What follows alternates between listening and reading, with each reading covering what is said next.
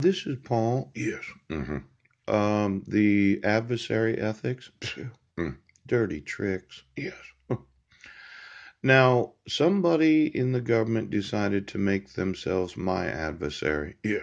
Yes. Fraught with frightening mixture of archaic technology, raw emotionalism, and sly tricks. Yes. Or they were going to pay people to act the part of Paul C. Budnick. Yes. In Squim, in Jefferson County. Yes.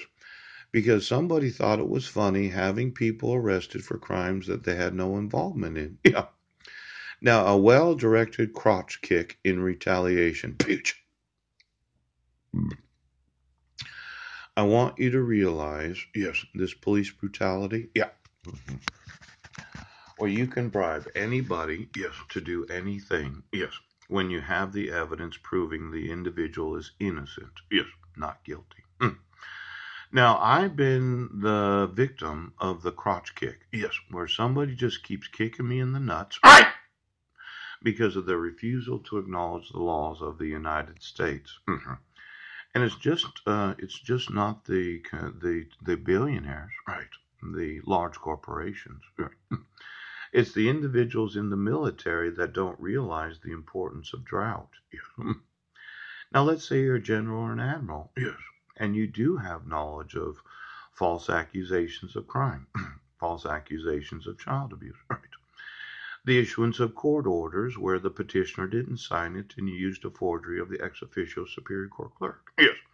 The use of impersonators and forgeries of the petitioner. Yeah. And you said, well, we're just going to keep kicking him in the nuts because he can't do anything. I want the United States military to really appreciate that when I informed the Criminal Investigative Division of the United States Army, yes, of the refusal to support and defend the Constitution of this nation, yeah, and the intentional obstruction of myself to make water so that consumers can consume it, yes, I can sue the military right now.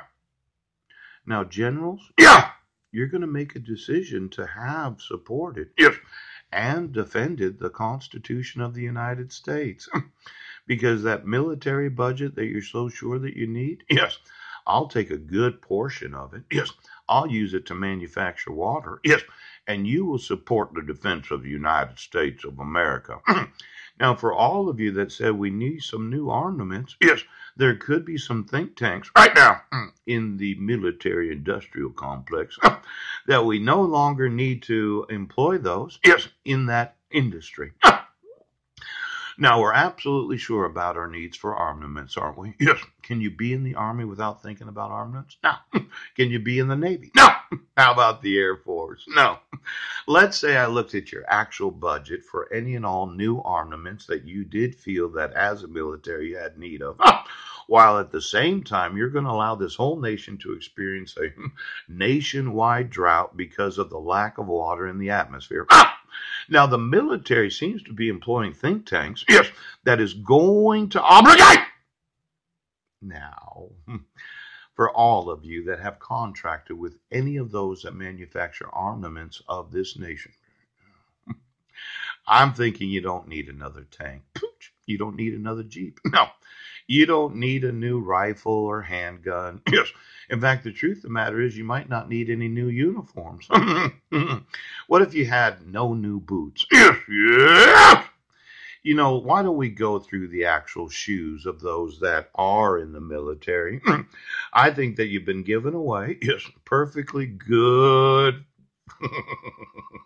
Yeah, well, you know, you don't need another coat. You don't need a t-shirt. Yes. Fact is, you could enlist, yes, and you could wear the same clothing for all 4 years. Now, every time that we spend any of the actual annual budget of this nation on any of the actual equipment that you receive as a soldier or sailor, I want you to think about never getting another piece of equipment.